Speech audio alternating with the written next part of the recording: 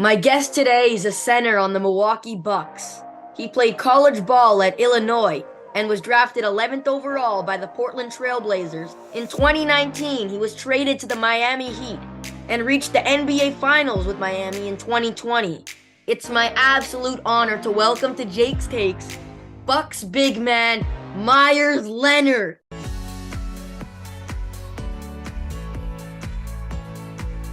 What's up, Meyers? How you doing? Hey, thank you so much for having me on. I really appreciate it.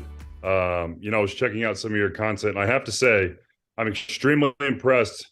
Of course, with all due respect for somebody your age, for being so well spoken and so knowledgeable about all the situations and players that you're talking about. So very, very, very cool, and I'm honored to be here. Thank you so much. I do my homework. I make sure I know everything before. Of course. And thank you so much for joining me. And happy birthday to your son, Liam Walter. Man, that big guy just turned 1. Hope you threw him a huge birthday party. We did. We went down just this past weekend because it was in the middle of the week on a Wednesday, was his birthday. So we just went down this weekend to my wife's hometown, and her whole family was there. So it was really awesome to celebrate. Of course, he doesn't know what's going on, but with the pictures and videos, one day I'm sure we'll appreciate it. And of course, we'll appreciate it, Ellie and I, looking back on it as well. So thank you for that. Of course. It's when you throw a 1-year-old a birthday. It's like you're throwing yourself a birthday because he has no idea what's flying. It's like you take him to wherever you want to go. Exactly. That's right. It's amazing. Yep. Anyway, major shout out to the legend Shully for setting this up. I'm boys with Shully, and he always tells me how special his relationship with you. He's obviously friends with a lot of players, but he tells me how unique yours is and how awesome of a guy you are. How did you meet Shully?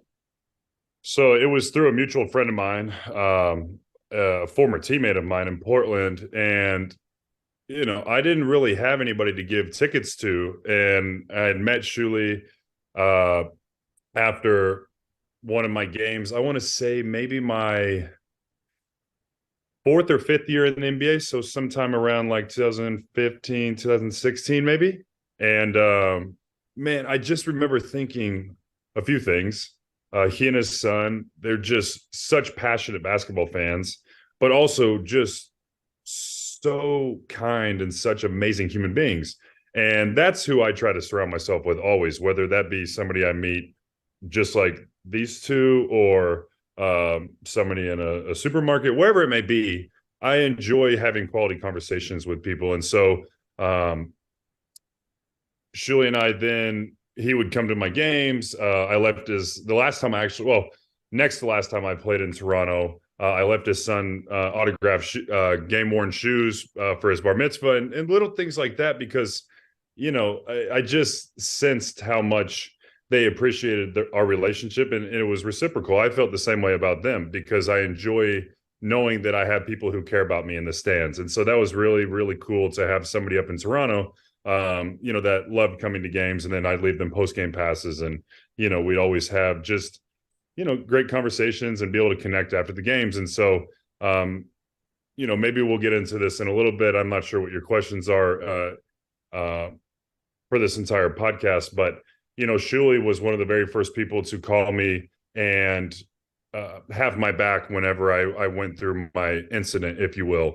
And I just remember, I was crying throughout the entire phone call because I was just even though I was so emotional and scared and upset with the fact that I just made the biggest mistake of my life, I knew that deep down in my heart, it was a mistake. It was a very ignorant one. And I've certainly gotten educated, done a ton of work in the community, and that will go for the rest of my life.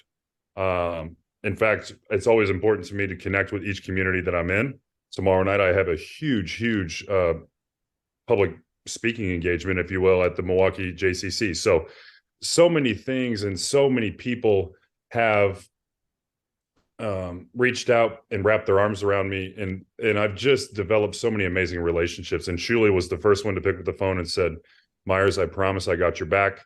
You're a good man. You made a mistake, but everyone makes mistakes. You're going to be okay. I promise I will help connect you with people in the community, and everything's going to be okay. And sure enough, he was right. It was really difficult for a very long time. I'd say it took 2 years even, and it'll still be a thorn in my side for the rest of my life because I'm sure if I know you speak to Shuli, I'm sure he'd tell you I'm just a fun-loving, caring guy, and I can't stand the fact that I ever unintentionally hurt anyone, and so that's why now, as I've spoken with many rabbis and many kids even in the community, it's important for me to take their advice. And one of the biggest things um, that I've found is, and one of the most powerful things I've been told is, Meyers, look, you have a chance to be an ally, somebody who is in the public eye that isn't Jewish, but that stands with the Jewish community and stands for Jewish people and everything that we're about. And so I take that to heart, and I will continue to do my absolute best to meet as many people as I can,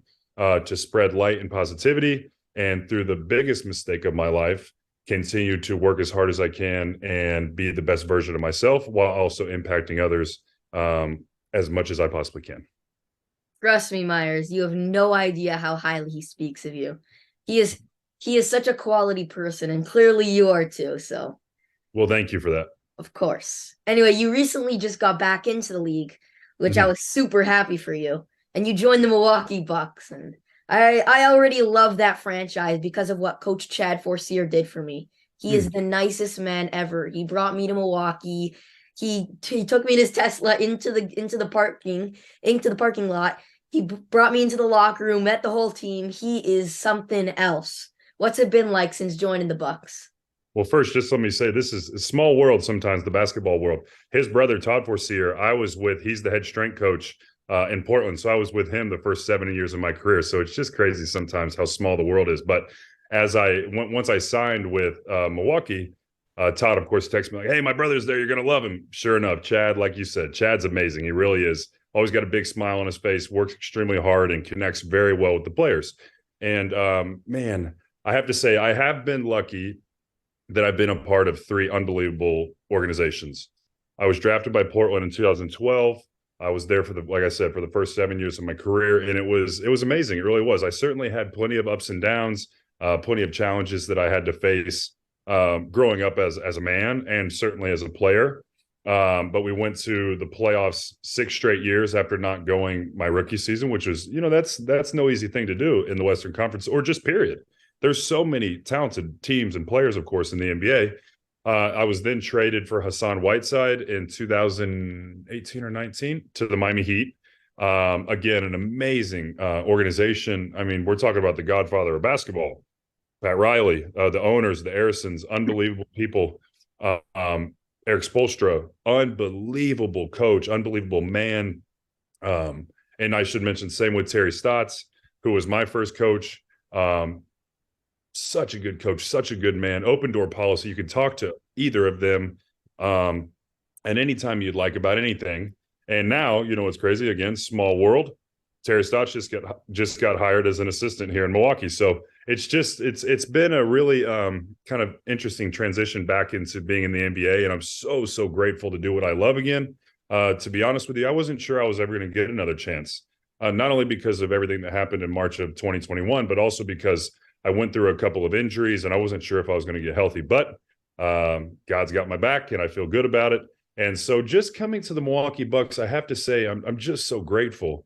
There's been plenty of people who have, again, wrapped their arms around me, continually uplifted me, but let's just be truthful. It was going to take a team, some courage to say, hey, we know who this guy is. We know he's a good man, a good team player, good in the locker room, great in the community, and of course a good basketball player. But with signing somebody who had a bit of a media incident, it wasn't going to be easy.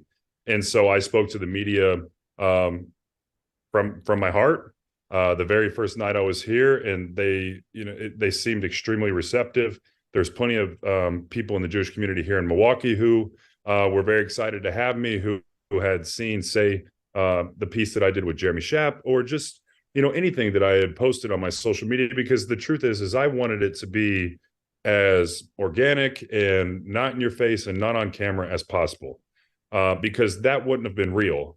Hey, let's have you guys come, make sure you come to everything that I do in the Jewish community and make sure people know. No. I had to heal what I had done away from cameras, no media, no nothing. I needed to heal what had happened. And so I'm just so grateful for the Milwaukee Bucks doing, of course, their background research, but knowing that I was a good man and that I could also help them win basketball games. And so now I'm technically going to be a free agent this summer, and we'll see what happens. I feel like after not playing, by the way, for 2 years, literally, I played 2 days later after being signed by the Milwaukee Bucks against the craziest part of this is it was against Miami in Milwaukee. So, I feel really good about where I'm at. I do believe I showed enough from a physicality standpoint, from spacing the floor, shooting the three, and all the other things that I'm able to do to help impact winning. I think I did enough. And so I'm just, keeping my fingers crossed, working as hard as I can. I've been in the gym every day. And so we'll see what happens this offseason. But I'm very thankful for really all of my career, all of the lessons, all of the ups and downs. And so now here I am. And I just had to say that. Sorry, I tend to get a little long-winded, but I do really appreciate everybody that's been a part of the process in helping me throughout my career, and certainly after I was out of the NBA for 2 years. Of course, and you definitely have a winning aspect to your game, because when people talk about 3-and-D players, they tend to think about small forwards, shooting guards. Not really a big man, Meyers, but you're a career 39% shooter from three and an incredible 43% over the last 5 seasons, while playing grade D too. How did you become such an amazing 3-point shooter? 43% is one of the best in the NBA, Meyers. I'll be honest, as I always am. In my third season, in between my third and fourth years, I had fallen behind in the rotation. I wasn't playing very much. And I thought to myself, man, what do I do? I don't want to fizzle out of the NBA. I love this. I love my job, and I'm certainly willing to put the work in. And so I talked to the assistant coach there in Portland, who I'm still very close with. And I said, what do I do? He said, I think, the NBA is kind of transitioning into shooting threes. And certainly if you're a big and you can do that, I think you'll find a way back on the floor. And so that's what I did every day before and after practice, threes after threes after three, and working on other parts of my game. But I knew that I needed to expand my range. And so that's what I did. And, Terry, he actually had a bell on the wall of all things. And after practice, if you can make 20 out of 25 threes, that I would say that's a pretty standard elite number, if you will, for an open shooting drill. If you can make 80% of your threes, that means you're a really good shooter. And so 20 out of 25 is 80%. So you try to go 4 out of 5 from the corner, the wing, the top, the opposite wing, the opposite corner. And that comes to 20 out of 25. My career high is 23. I've maybe gotten 24 once. I typically get at least 20. So, the truth is I had to find a way. And that was it. I knew I had a loud voice. I knew I could communicate on the defensive end and be physical. And I just had to find a way to stick in the league. Because here's the thing. To be in the NBA, you got to have one great skill. No question about it. Great rebounder, great defender, great shooter, great passer, game, facilitator. If you've got, let's say, 2, you're probably an NBA starter. If you've got 3, you're probably a high level, right at all-star level. If you got 4, think about it. The guys who are big and strong can pass and shoot and rebound, because we all have our downfalls as players. We're good at everything, but if you have great skills, elite skills, you look at somebody like Giannis. I mean, there's almost nothing he can't do. He's got 5 or more. That's where you're in superstar status. And sometimes, I have no shame in being completely humble about this. I'm an NBA role player, and I'm okay with that. There's always levels to everything. And I love setting big screens, boxing out, spacing the floor when an NBA fan who knows what they're watching, or a coach or a GM who might have their eye on me, say even for the next season, if I'm going to be a free agent, they see, okay, he's pulling the 5-man away from the paint. And he's given our guards just that little opportunity to get downhill and score. And then all of a sudden they overhelp, then it's a lob. Then they overhelp, sink in, then it's a corner 3. All the little things to me matter, and to winning organizations matter. And so I just had to develop that 3. That was the biggest thing that I knew I needed to do. And then also I should mention, I didn't switch. I started doing off seasons in Los Angeles, I started working with a guy named Drew Hanlon, who works with Joel Embiid, Bradley Beal, Jason Tatum, so on and so forth. Why he works with me, I don't know. I'm joking because we're really good friends and I'm really appreciative of him. But the truth is he's got, superstar level guys, and yet here he is. We're great friends, and he pushes me to be my best. And so, not only that, I dug even deeper. I had Drew on the court, and then I had my strength conditioning, and then I had sports psychology, and then I had nutrition, and I had body work. Have you ever seen the articles or seen tweets maybe of LeBron spends more than $1 million on himself every year?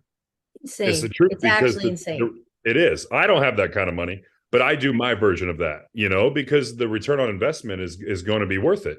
If you're putting in that time, if you're getting your sleep, if you're hydrating, if you're eating the right way, if you're going to work out. I always think to myself, and oftentimes players do say this, I think to myself, like when a workout is really hard, I think, man, there might be some guys doing this right now, but I don't know if the whole NBA is doing this. I got to put, because I don't have all the natural talent, say, that some people do. I do have the height. That is my one advantage in shooting touch. But I know I have to continually push myself as hard as I can to stay in the NBA, because it's a wonderful job. We have incredible fans like yourself who genuinely enjoy watching basketball and have a passion for basketball just like we do. And so I will never take it for granted, never have taken it for granted. And again, I'm just so grateful to be back in the NBA. 100%. You put in the grind, you worked, you know how it is. That's right.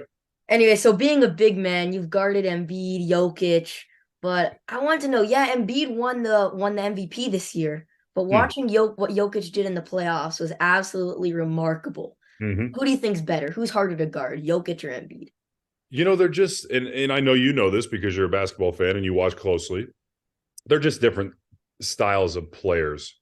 One dominates in one way, and say, stopping the player one-on-one when it comes to skill on the blocker in the mid post, Joel is more difficult to stop. However, if you look at the way Jokic plays,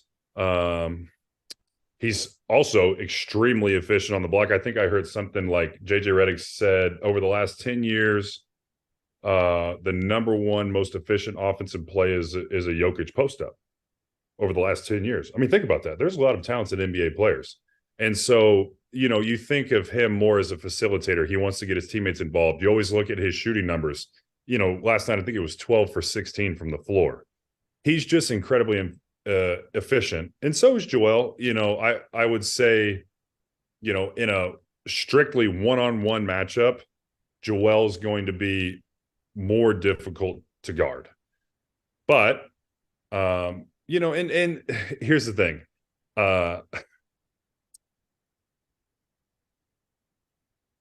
You have to think about basketball holistically. And it depends on the teammates you have around you. Do you have floor spacers? Do you have good slashers? Do you have an elite point guard who can drop off that, half roll pass so you can finish or shoot a little floater, or that gets downhill, gets your big to bite just enough and throws that little throwback pass for a three?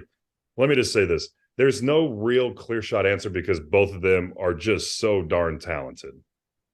They're both so good, but yeah. Obviously what Jokic did in the playoffs was crazy. But one thing that really stood out to me was Jamal Murray coming back alive, my guy.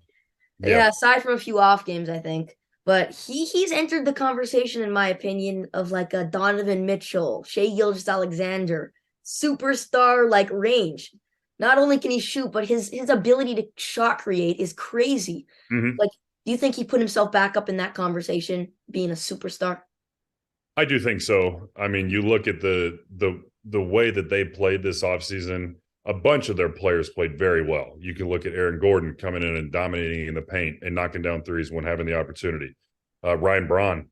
Ryan Braun? That's Christian his name, right? Christian. Oh my gosh, I'm thinking of baseball.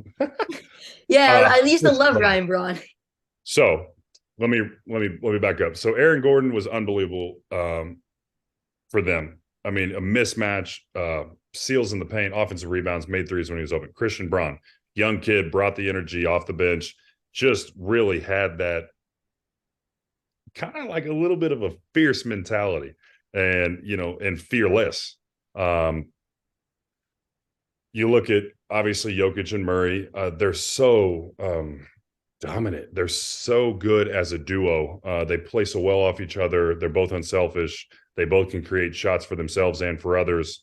Bruce Brown, um, unbelievable off the bench in game 3. I want to say he had like 21 points.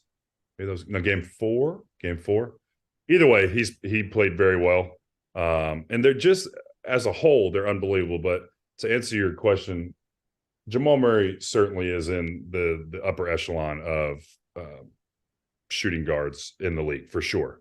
And to think about all that he went through with the injuries and such, and just to see the emotion in his face and in his voice last night after sealing the deal was it's special. The NBA, it's like a fraternity. You genuinely want to watch good basketball.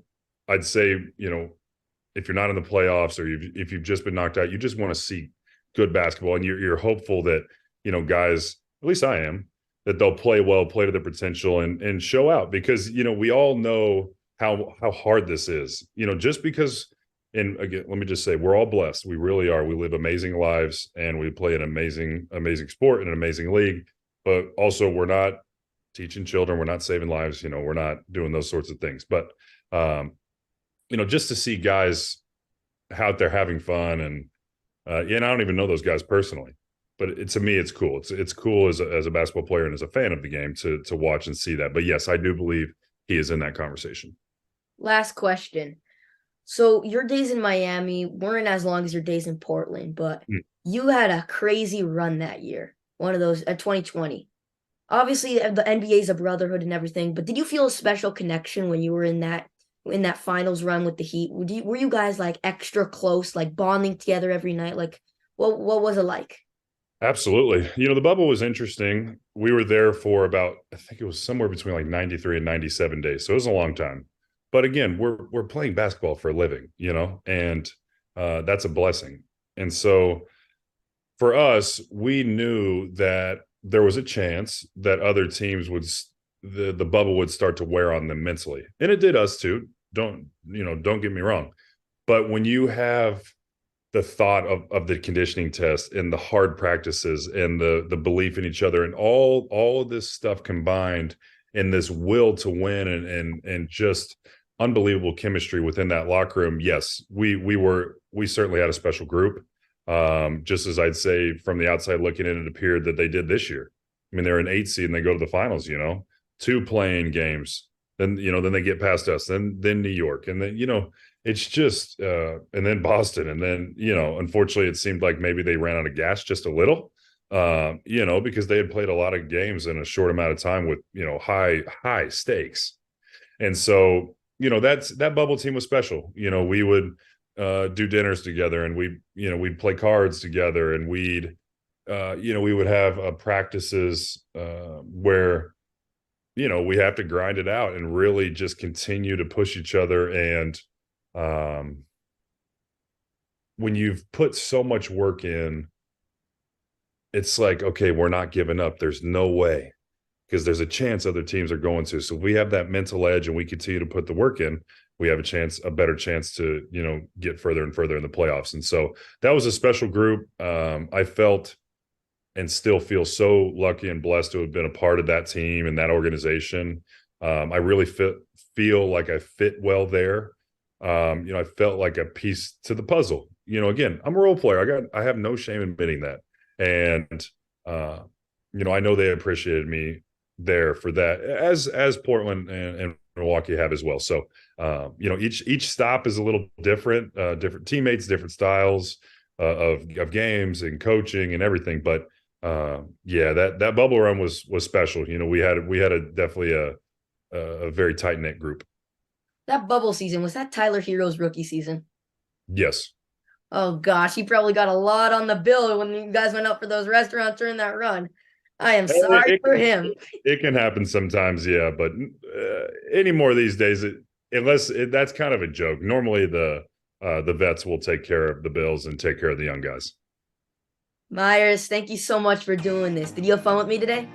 I sure did. This was awesome. Like I said, it's It truly, I mean this. It's very impressive how you do your homework and you understand and you watch and I'm sure you analyze and you're curious about things and you wonder maybe what an NBA player thinks. And so the questions were great, and I hope that you just can continue to gain more and more popularity and have more NBA guys on, because you're doing a very good job and you ought to be proud of that and just continue to work as hard as you can.